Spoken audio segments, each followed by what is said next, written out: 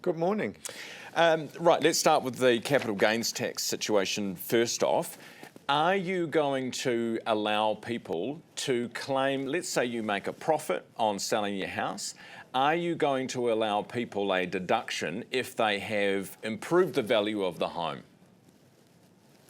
Well, if they're selling their family home, they'll never pay capital gains tax anyway, so there won't be anything to deduct because there won't be any tax payable. Family homes are exempt, they'll always be exempt.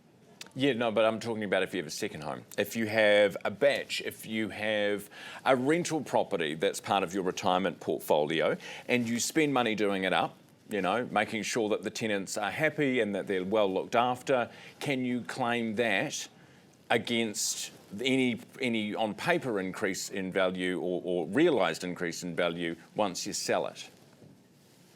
Yes, improvement costs will be able to be deductible, as they are now under the Bright Line test. So we would mirror the current provisions under the Bright Line test. So at the moment, if you buy a house, you hold it for less than 2 years, but in that period of time you do it up, the money you spend doing it up can be deducted against any tax that you would otherwise need to pay, and the same will apply for under the capital gains tax. And that includes painting the house, building a fence, redoing the kitchen?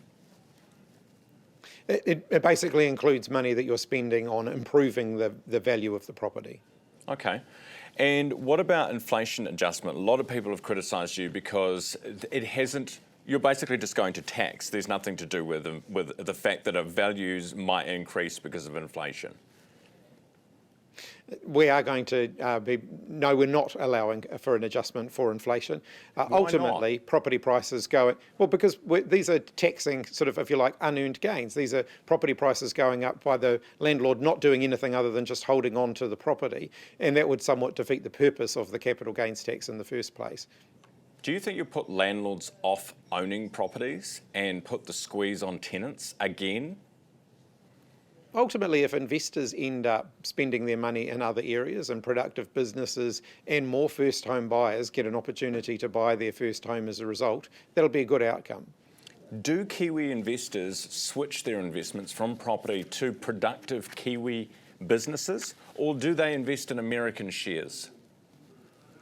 I think over time we might see some movement.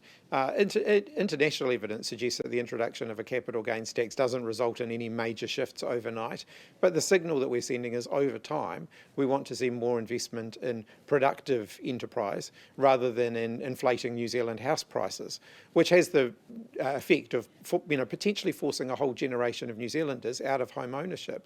If we continue the way we're going, within the next couple of decades, less than half of New Zealanders will own their own home. That is not the New Zealand dream. I think New Zealanders should be able to own the home that they live in.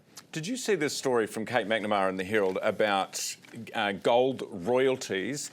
Two mining companies hoping to get into action, gold mining companies, will pay an old royalty as opposed to the one you would have to pay were you to set up today, basically meaning that the government would get half the benefit and the taxpayers will get half the benefit than we otherwise should. Yeah, I suspect this was relatively poor decision making back in 2013 when royalties were effectively doubled. What the government said at that time was that they would grandparent existing permits, even if those permits weren't actually being used. So now the permits are being used, or they are being explored, or they are being developed, and they're still on the old royalty regime. Probably what they should have done in 2013 is put a sunset clause on that grandparenting, so that if you didn't use your permit within a certain period of time, then you paid the new royalties. It's hard to argue with because, I mean, well, we should be getting more for what we're pulling out of the ground. And I don't think you'd find much disagreement with that. What about the Te Pāti Māori situation? They already said he's having good chats with you. Chris, what have you guys chatted about?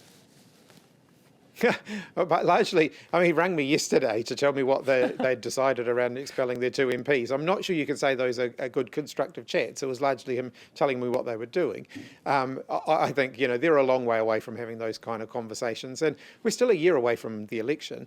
Ultimately, voters get to decide who gets to have those conversations after the election, and Te Pāti Māori still have to convince voters to re-elect them, let alone, and they're certainly in no position to make that case at the moment. So they need to focus on sorting themselves out first. Yeah, so what did he ring and tell you yesterday? Just that we're getting rid of two of our MPs? Just a heads up? Yeah, I didn't really get any more information than the public had. So their case for expelling the MPs is still a bit of a mystery, I think, to just about everybody. But my message back to them is the same as it's been right the way along. A future Labour government will be focused on inclusive governance, on bringing New Zealand together, on uniting people. The divisive sort of rhetoric that we've heard from Te Pāti Māori in recent times has no place in that.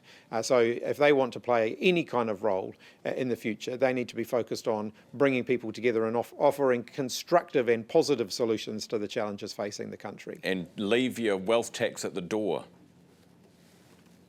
Well, we've been really clear what our tax policy is going to be, a simple targeted capital gains tax, and that is the only tax policy that we'll be supporting. Hey, asset sales, look, I know that there's an age-old argument that we've been having in this country for years, but does Luxon have a point on asset recycling that might need to happen? Some of those commercial assets that the Crown owns, why do we own Landcorp, especially if it's not going to be, and I know it is now, but wasn't returning a dividend to the government, was making a loss?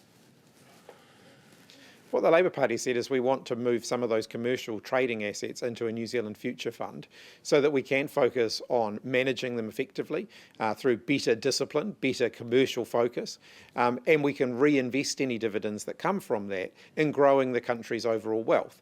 That's not what the National Party are trying to do. They want to sell assets because they can't balance the government's books. All that's going to do is make us a poorer country in the long run. And we've seen that time and time again in the past. National gets into financial difficulty and they flog things off in order to try and make their numbers add up. Well, it would have been nice if you'd flogged something off so that the numbers weren't so diabolical when you left office, Chris. Well, they've gotten a lot worse since then, Ryan. The deficit, which was a temporary deficit, has now become a structural deficit because of decisions that this government have taken. So we need to cut. Well, we need to focus on changing the nature of government spending. So at the moment, they're spending too much on the operating side and not enough on the investment side. And changing the nature of government spending.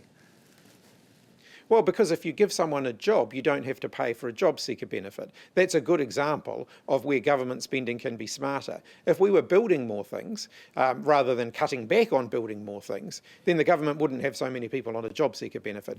20,000 fewer jobs in construction now compared to on election day, that's a lot more expense for the government having to pay more job seeker benefits when actually we could be putting those people to work to build the future of the country.